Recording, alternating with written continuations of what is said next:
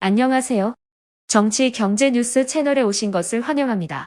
오늘 영상에서는 러시아가 우크라이나와의 전투에서 정교한 지뢰 함정을 사용하는 방법에 대해 논의할 것입니다. 하이킬 지뢰 함정 때문에 이것은 우크라이나 군인들에게 큰 집착입니다. 또한 우크라이나는 러시아의 공격을 격퇴할 수 있도록 미국의 F-16과 한국의 FA-50 지원을 받기를 원합니다. 미국과 한국이 우크라이나의 바람을 받아들일지 예측해보자. 경제 및 정치 상황에 대한 최신 정보를 업데이트하려면 공유를 클릭하고 채널을 구독하십시오. 다음은 동영상 내용입니다. 지난 며칠 동안 우크라이나 남부의 분쟁은 우크라이나 군인과 다양한 현대 러시아 및 서구 무기 사이의 위험한 경기장이 되었습니다. 공중에 날아다니는 무인 항공기, 해상을 횡단하는 무기체계, 그리고 선진 전투전자 시스템들이 이 치열한 전투에서 동원되었습니다. 그러나 우크라이나 군인들이 전투에 참가하고 있는 데서 전달되는 보고서에 따르면 그들에게 가장 두려움을 불러일으키는 무기는 지뢰와 지뢰 함정입니다. 러시아는 우크라이나의 진격을 방해하기 위해 방어 라인에 수천 개의 지뢰를 설치했습니다. 중대한 기계 또는 폭발을 유발시키는 것은 러시아군의 주의를 끌 수 있으므로 우크라이나의 특수작전대는 조용히 지뢰를 제거해야만 했습니다. 이 모든 과정은 수동적으로 이루어지며 오직 밤에만 진행됩니다. 지뢰 지역들은 우크라이나 군이 서구의 지구력과 보병 전차에 주력할 수밖에 없게 만들었습니다. 폭발물을 갖춘 지뢰들은 수백 킬로미터에 이르는 방어선을 따라 폭넓게 퍼져 있으며 최대 16킬로미터의 너비를 갖고 있습니다. 우크라이나의 한 의사는 지뢰가 포병보다 더 많은 피해를 입히고 있다고 밝혔습니다. 발레리 페도로비치 자루준이 우크라이나 군의 총사령관도 그들의 병사들이 단순히 조립식 포탑을 달린 한 대의 전차로는 아무것도 할 수 없다고 말했습니다. 왜냐하면 지뢰 지역이 너무 밀집되어 있기 때문입니다. 대신 우크라이나 군은 지뢰를 조용히 제거하고 긴 탐지기구와 금속 탐지기를 사용하여 안전한 좁은 길을 선택하며 보병을 진격시키는 임무를 받았습니다. 5주 동안의 반격 작전 후 우크라이나 군은 예상보다 느리게 진행되고 있음을 발견했습니다. 이는 지뢰로 인한 상처 때문에 군인들이 조심스럽게 걸어야 했기 때문입니다. 군인들은 지뢰가 있는 지역을 넘어야 하는데 이들 지역은 플라스틱 지뢰부터 금속 지뢰에 이르기까지 다양한 형태로 가득 차 있으며 군인들은 이들을 입지뢰 또는 마법 지뢰라고 부릅니다. 지뢰 함정에 대한 어려움 외에도 우크라이나 군은 러시아가 구축한 고도의 공중 및 깊은 방어망의 지원 부족과도 마주해야 합니다. 그들의 차량은 매우 기동적이고 잘 갖추어져 있지만 러시아의 복잡한 방어 시스템에는 쉽게 극복할 수 없습니다. 사실 미국이 우크라이나에 공급한 브래들리 장갑차 중 3분의 1 이상이 작동하지 않았습니다. 발레리 자루준이 대장은 공격 능력을 향상시키기 위해 미국 제작의 F-16 또는 한국의 FA-50과 같은 현대적인 전투기를 보유해야 한다고 말했습니다. 또한 그들은 추가적인 지뢰 제거 장비를 제공받아야 합니다. 현재 우크라이나는 반격 전에 요청한 지뢰 제거 장비의 15%에 불과합니다. 러시아의 지뢰 지역은 서구가 우크라이나에 제공한 장갑차의 제약 사항을 드러내고 있습니다. 이러한 차량들은 매우 기동적이고 잘 갖추어져 있지만 러시아의 복잡한 방어 시스템에 혼자서는 대처할 수 없습니다. 우크라이나와 러시아 간의 갈등은 아직도 지속되고 있으며 지뢰 함정과 최첨단 무기들로 인해 여전히 우크라이나 군에게 많은 압박과 도전을 안겨주고 있습니다. 그들은 이러한 어려움들에 대처하고 땅을 보호하기 위해 더욱 강력한 지원 장비가 필요합니다. 우크라이나 군은 러시아와의 갈등에서 지뢰와 어려움 때문에 전진이 더딜고 있다. 우크라이나 군은 전쟁터에서 수천 개의 지뢰와 덫으로 맞닥뜨리며 병사들에게 위험을 증가시키고 전진을 어렵게 하고 있습니다. 우크라이나의 지뢰 제거팀은 정교하고 위험한 작업을 해야 하며 수동적으로 지뢰를 찾고 발견해야 합니다. 러시아가 이미 지뢰 제거된 지역에 계속해서 지뢰를 던지는 것은 큰 도전이며 지뢰 제거 작업의 효과를 감소시킵니다.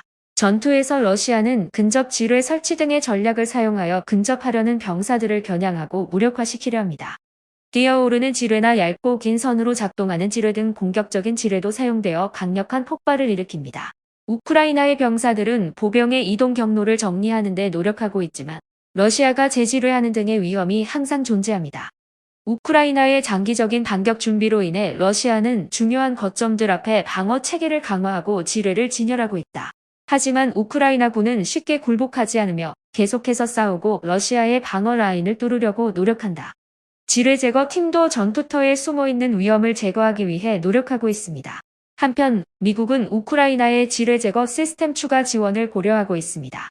그러나 여전히 치열한 전투가 진행 중이며 양쪽 모두 이 갈등에서 승리하려는 방법을 찾고 있습니다. 우크라이나 러시아 갈등은 단순한 무장 충돌뿐만이 아니라 심리전과 전략을 통한 투쟁이기도 합니다. 지뢰와 덫으로 인한 위협에 직면하며 우크라이나군은 여전히 자기 땅을 회복하는 데에 인내심과 결의를 가지고 있습니다. 어려움과 도전은 여전히 남아있지만 우크라이나군은 희망을 버리지 않고 나라와 자유를 보호하기 위해 어떤 어려움에도 맞서려 합니다. 한국과 다른 국가들은 우크라이나에 많은 지원을 제공하고 있습니다. 따라서 많은 사람들이 한국이 우크라이나의 요청에 따라 FA-50 지뢰 제거 시스템을 지원할 것인지 궁금해하고 있지만 전문가들은 이것이 현실적으로 어려울 것이라고 판단하고 있습니다. 다른 발전으로 한국, 미국, 일본 간의 3자 정상회담이 다음 달 18일 미국 캠프 데이비드에서 개최될 예정이며 이에 관한 발표는 윤석열 대통령실의 대변인으로부터 전해졌습니다. 이것은 주목할 만한 사안으로 이번에 처음으로 세 나라의 지도자들이 독립적인 정상회담을 개최하기로 결정한 것이며 다자간 국제회의에 참가하는 대신 이렇게 집중하는 것을 선택하였습니다. 이는 각 국가 간 안보 관계 강화에 대한 그들의 약속을 보여주는 것입니다. 예정된 회의는 미국 메릴랜드주의 워싱턴 근처에 위치한 미국 대통령 전용 별장인 캠프 데이비드에서 개최될 예정입니다. 이는 바이든 대통령이 취임 이후 처음으로 외국 지도자를 이곳으로 초대하여 세계의 주목을 받게 되었습니다. 예상되는 회의에서 지도자들은 세 나라 간의 친밀한 접촉을 방지하고 안보 협력을 강화하는 데 초점을 맞출 것으로 예상됩니다. 이전에 5월에 일본 히로시마에서 개최된 회의에서 세 국가는 3자 협력 구조의 첫 단계를 완료했으며 이제 이 협력의 두 번째 단계로 진입하게 됩니다. 역사를 되돌아보면 한미일 정상회담은 1994년에 처음으로 개최되었으며 이후 다양한 다자간 국제회의에서 진행되어 왔습니다. 하지만 이번에는 세 국가 지도자들이 서로를 초대하여 비공개로 만나 상호 간 협력을 강화하기로 결정한 것입니다. 한국과 일본에 대해서는 이 회의가 유의미한 의미를 갖는 시점입니다. 윤석열 대통령이 일본과 지난 3월 강제동원 문제에 대한 선제적 양보를 내놓은 뒤 이번 회의가 개최되었습니다. 이는 화해 과정과 5월의 3자 협력 첫 단계 완료에 있어서 의미 있는 진전으로 간주됩니다. 7월 12일 리투아니아에서 개최된 나토 정상회의에서 윤석열 대통령과 기시다 일본 총리는 한국과 일본 사이에 3자 회의를 개최하였으며 이는 세 나라 안보 협력에 있어서 중요한 이정표를 의미합니다. 그들은 북한의 도발적인 핵과 미사일 활동에 대응하기 위한 협력 프로그램을 강조하였습니다. 회의에서는 북한의 미사일과 관련된 정보를 실시간으로 공유하고 미국과의 협력 능력을 강화하는 방안에 초점을 맞추었습니다. 이전 회의에서는 작년에 아세안 정상회의에서 푸놈펜 성명을 통과하여 북한의 미사일 경보 정보를 실시간으로 공유하는 시스템을 운영하기로 합의되었습니다.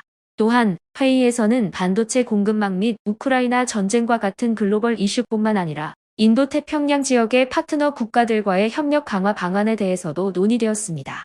세 국가 간의 상담 기구 조직 및 제도화 계획이 제안되어 협력의 효율성을 강화하기 위해 추진될 예정입니다.